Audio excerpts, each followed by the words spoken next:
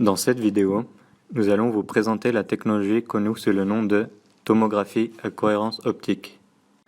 Pour rendre cette technologie plus abordable à un spectateur non initié dans ce domaine, nous allons commencer la vidéo par une analogie avec une technologie bien plus connue du grand public, l'échographie.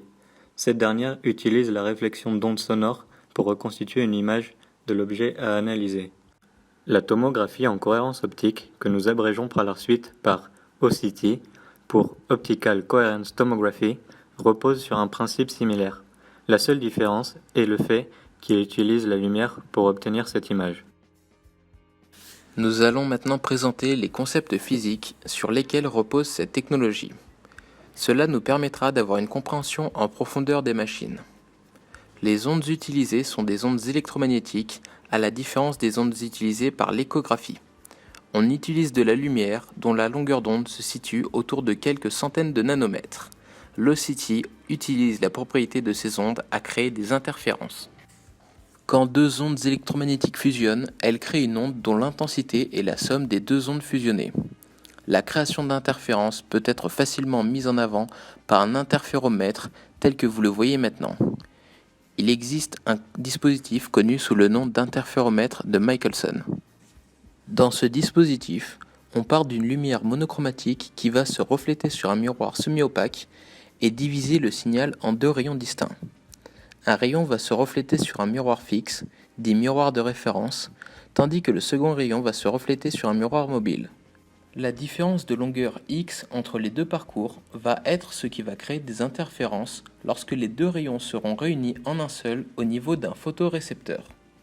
Nous allons à présent nous intéresser à la cohérence des ondes lumineuses lorsque celles-ci ont une longueur d'onde proche mais pas identique. En utilisant un signal composé de plusieurs rayons monochromatiques, on aura une onde totale dont les interférences seront toutes constructives en certains points mais destructrices en d'autres. Cela crée des zones localisées où l'intensité de la lumière est non nulle. On parle de longueur de cohérence. Alors, selon la répartition originelle des rayons dans l'onde de départ, le photodétecteur de notre interféromètre obtiendra des longueurs de cohérence différentes. Nous allons à présent étudier les machines OCT. Lorsqu'on applique une source de lumière à cohérence faible dans un interféromètre de Michelson et qu'on remplace le miroir mobile vu précédemment par un objet à analyser, les interférences créées au niveau du photodétecteur dépendront des surfaces réflectrices de l'objet étudié, comme nous pouvons le voir ici. Pour améliorer la précision de ce système, nous allons par la suite ajouter des lentilles aux distances focales desquelles nous placerons notre miroir de référence et notre échantillon à analyser. À présent, notre échantillon à analyser est un objet concret tel qu'un bras humain in vivo. Afin d'obtenir une image multidimensionnelle de notre échantillon, on ajoute un ou deux miroirs pivotants afin d'obtenir une image en 2 dimensions et 3 dimensions respectivement.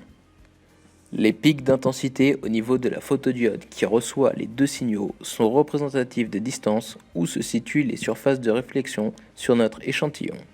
Ce signal sera ensuite numérisé, puis on lui appliquera un algorithme de Fourier détecteur d'enveloppe. La représentation spectrale ainsi obtenue sera transformée à l'aide d'un programme informatique en une image facilement compréhensible par un humain. Ici, nous pouvons voir la comparaison entre une image OCT et une représentation graphique de la peau. On voit bien à quel point l'OCT offre une représentation précise de la réalité. Passons maintenant à quelques applications de cette technologie. Il s'agit d'une méthode totalement non destructive d'analyse. Contrairement au son, la pénétration de la lumière dépend de la transparence de l'échantillon, ce qui rend impossible l'analyse d'objets à la surface opaque tels que les métaux. De plus, la distance de pénétration de cette technologie est que de quelques centimètres.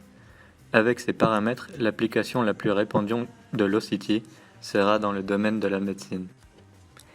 En effet, cela permet aux docteurs ou aux chirurgiens d'obtenir en temps réel une image in vivo d'une partie du corps de leur patient. On retrouve notamment l'utilisation de l'OCT dans le domaine suivant. En cardiologie, afin de détecter les plaques d'athérosclérose, en dermatologie pour la détection de cancer de la peau, en endoscopie pour détecter des anomalies dans les voies respiratoires du patient. Nous allons maintenant nous intéresser au cas particulier de l'ophtalmologie. En ophtalmologie, le faisceau de balayage de l'OCT est réalisé avec un laser incident d'une puissance variant de 500 à 800 microwatts. À savoir que cette puissance est bien en dessous des normes nationales américaines établies par l'Institut des limites d'exposition. L'OCT est souvent utilisé en ophtalmologie pour repérer la formation de trous de taille moléculaire pouvant altérer la vision du patient. Ces trous se forment au niveau de la rétine, partie très sensible de l'œil.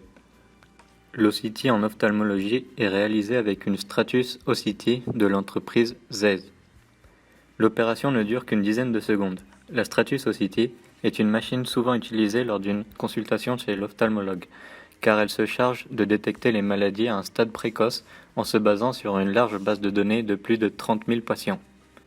En comparant les images obtenues avec les multiples images de référence, la Stratus OCT s'est révélée être très performante lors de la détection de l'apparition de glaucome, maladie irréversible si découverte trop tardivement.